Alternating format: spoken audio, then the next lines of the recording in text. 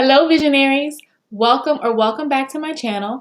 My name is Maresa Talbert. I'm the founder and CEO of Talbert Law Office, your favorite go-to legal resource for all things business, nonprofit, and intellectual property law.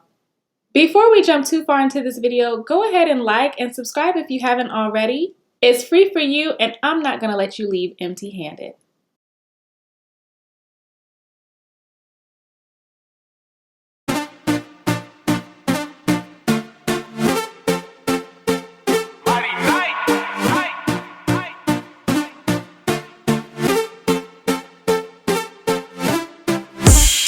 My faith rising.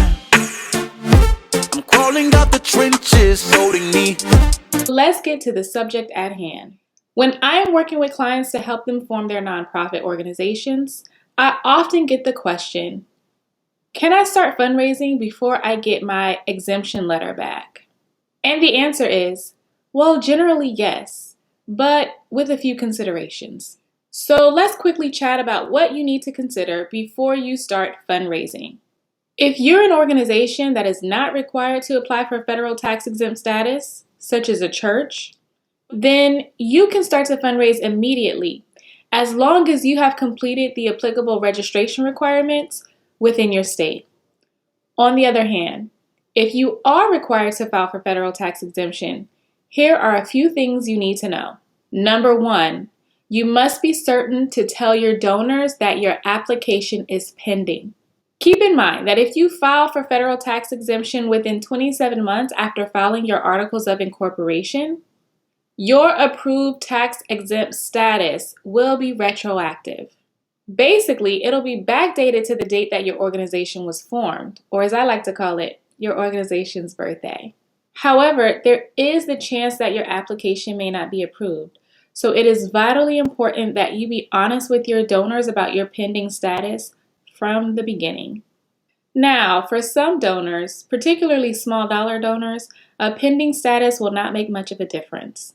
But if an organization or even a governmental entity wants to give you a large donation, particularly with a comma or two, they might want to know that you have that tax-exempt status before they give the donation. Which brings me to point number two.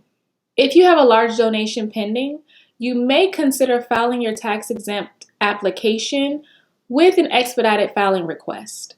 This expedited request is by no means guaranteed, but it could help with obtaining your tax-exempt recognition more quickly. My general rule of thumb with clients is that they must have a donation pending of $50,000 or more before I file an expedited filing request.